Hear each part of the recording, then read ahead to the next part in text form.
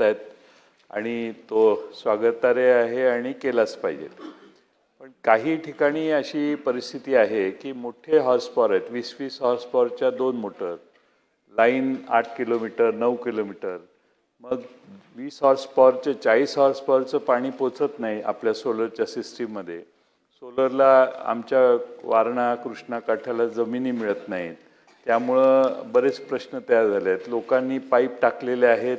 एक माझ्या मतदारसंघातला एक प्रश्न आहे, पाईप टाकलेले आहेत, पाईप टाकून बरेच पैसे खर्च केलेत आणि 2-2.5 वर्ष ते प्रयत्न करतायत। त्यामुळं आपण असे काही टेक्निकली इम्पॉसिबल स्कीम्स ज्या खालनं रिपोर्ट झाल्या आहेत त्यांना काही विशेष बाब म्हणून आपण ग्रीडचं वीज घेण्याची सवलत देऊ शकाल का?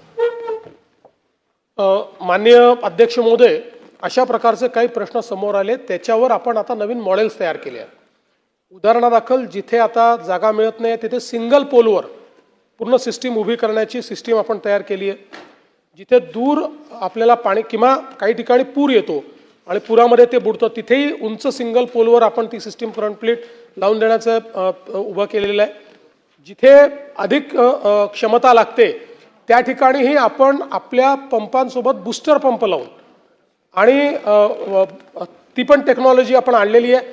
त्यामुळे सगळ्या प्रकारचे जे प्रश्न आहेत त्याच्यावर आता उत्तर शोधलं आहे। तरी हे शक्य आहे की काही प्रश्न असे असतील की ज्याचं उत्तर आपल्याला सापडणार नाही। त्या संदर्भात जर अशा प्रकारचा रिपोर्ट आला की यातल्या कुठल्याही उपाययोजनेत हे बसत नाही तर त्याचा विचार निश्चितपणे करण्यात येईल।